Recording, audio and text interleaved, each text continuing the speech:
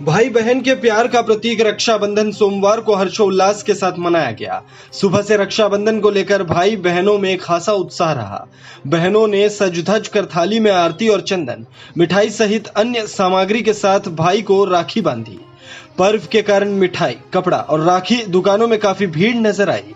लोगों ने जमकर खरीदारी की। लोगों में कहीं भी कोरोना वायरस का डर नजर नहीं आया। प्रधानमंत्री नरेंद्र मोदी, रक्षा मंत्री राजनाथ सिंह सहित कई केंद्रीय मंत्रियों और बीजेपी नेताओं ने सोमवार को रक्षाबंधन के अवसर पर देशवासियों को शुभकामनाएं दी। पीएम मोदी ने ट्वीट कर कहा कि रक्षाबंधन के पावन पर्व पर समस्त देशवासियों को बहुत बहुत शुभकामनाएं। अयोध्या में राम जन्मभूमि मंदिर के भूमि पूजन की तैयारी हो चुकी है। इस बार राम मंदिर का भूमि पूजन समारोह तो भव्य होगा ही, साथ ही इस कार्यक्रम से जुड़े अन्य पहलुओं पर भी खास ध्यान दिया जा रहा है। राम मंदिर के भूमि पूजन में मात्र 2 दिन बचे हैं। अब राम मंदिर के आमंत्रण पत्र की पहली झलक सामने आई है। आमंत्रण पत्र में लिखा है कि प्रधानमंत्री नरेंद्र मोदी के साथ विशिष्ट अतिथि के तौर पर आरएसएस प्रमुख मोहन भागवत हिस्सा लेंगे।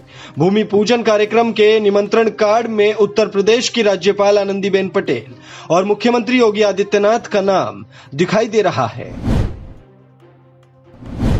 राम मंदिर के मुहूर्त पर सवाल खड़ा करने पर बीजेपी ने कांग्रेस के वरिष्ठ नेता दिग्विजय सिंह पर जोरदार हमला किया है। राज्यसभा सांसद और बीजेपी नेता राकेश सिन्हा ने दिग्विजय सिंह पर बरसते हुए कहा कि वास्तव में यह पूरी लड़ाई रोम बनाम राम भक्ति की लड़ाई है और दिग्विजय सिंह जैसे कांग्रेस के नेता इसके कर्ता धर्ता हैं। राकेश सिन्हा ने कहा कि जैसे न्यायालय में कपिल सिब्बल ने राम मंदिर न बनने देने के लिए रोड़ा अटकाया, वैसे ही दिग्विजय सिंह भूमि पूजन में विघ्न डालने की कोशिश कर रहे हैं। दिग्विजय सिंह का ये वही एजेंडा है जिसके तहत कांग्रेस पार्टी सोनिया गांधी के नेतृत्व में राम मंदिर का विरोध कर रही है। सीमा पर तनाव के बाद से ही सरकार चीन से आयात पर लगातार चोट कर रही है। अब आगे कई और उत्पादों के आयात पर अंकुश लगाने की तैयारी चल रही है। इनमें एयर कंडीशनर, खिलौने, कपड़े आदि शामिल हो सकते हैं। इससे चीनी कारोबारियों को काफी तगड़ा झटका लगेगा।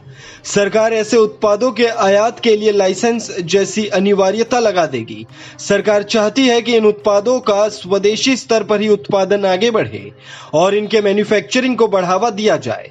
सरकार इसके पहले कलर टीवी से लेकर टायर, सोलर पैनल जैसे बहुत से उत्पादों के चीन से आयात पर अंकुश के लिए कई तरह के कदम उठा चुकी है।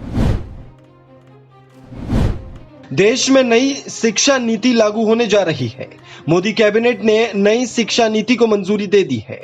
नई राष्ट्रीय शिक्षा नीति में प्रस्तावित केंद्र के 3 भाषा के प्रावधान का जिक्र है।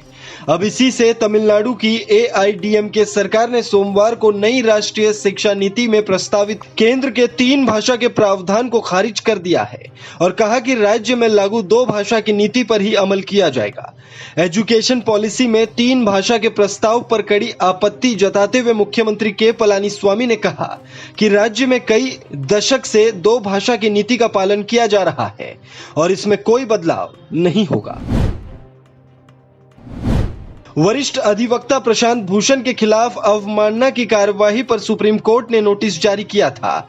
अब प्रशांत भूषण ने उस नोटिस का जवाब देते हुए सुप्रीम कोर्ट में अपना एफिडेविट दाखिल किया है।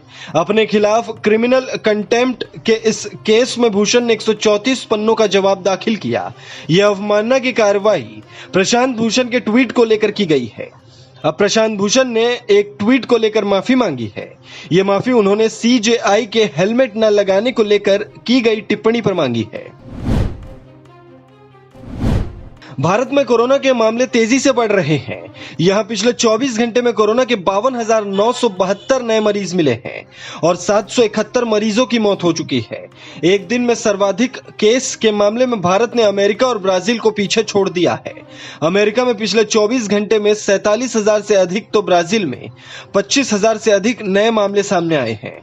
अब देश में कुल मरीजों का आंकड़ा 18 लाख से अधिक है, जिसमें 38,135 लोगों की मौत हो चुकी है। अब तक करीब 12 लाख लोग ठीक हो चुके हैं, जबकि एक्टिव केस की संख्या 5,89,000 से अधिक है। देश में कोरोना का कहर थमने का नाम नहीं ले रहा है। आम लोगों के साथ साथ नेता भी इसकी चपेट में आ रहे हैं। अब कांग्रेस के वरिष्ठ नेता पी चिदंबरम के बेटे कार्ति चिदंबरम कोरोना से संक्रमित हो गए हैं। उन्होंने खुद ट्वीट कर यह जानकारी दी।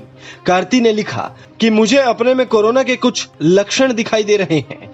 हाल के दिनों में देश के कई राजनेता कोरोना की चपेट में आए हैं। ताजा मामला गृह मंत्री अमित शाह और कर्नाटक के मुख्यमंत्री बीएस येदियुरप्पा का है। रविवार को दोनों कोरोना पॉजिटिव निकले।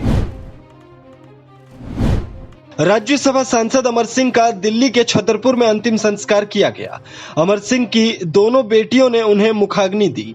अमर सिंह का सिंगापुर में 1 अगस्त को निधन हो गया था।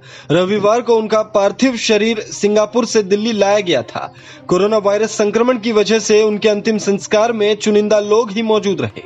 इस मौके पर पूर्व अभिनेत्री और बीजेपी नेता जयाप्रदा भी मौजूद रही। दिल्ली के छतरपुर स्थित शमशान घाट में सोमवार को 11:30 बजे उनका अंतिम संस्कार किया गया। इस मौके पर अमर सिंह की पत्नी पंकजा सिंह और दोनों बेटियां मौजूद रही। लगातार चौथे दिन सोमवार को शेयर बाजार गिरावट के साथ बंद हुआ।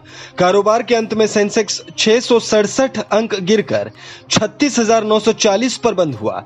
सेंसेक्स सुबह सिर्फ 11 अंक की गिरावट के साथ 37,595 पर खुला। दोपहर 1 बजे तक सेंसेक्स 589 अंक टूटकर 37,017 पर पहुंच गया। कारोबार के दौरान गिरावट हावी रहा। वहीं निफ्टी 182 अंक गिरकर 10,892 पर बंद हुआ। निफ्टी सुबह 16 अंकों की गिरावट के साथ 11,057.55 पर खुला था। निफ्टी के 50 में से 37 शेयरों में गिरावट देखने को मिली।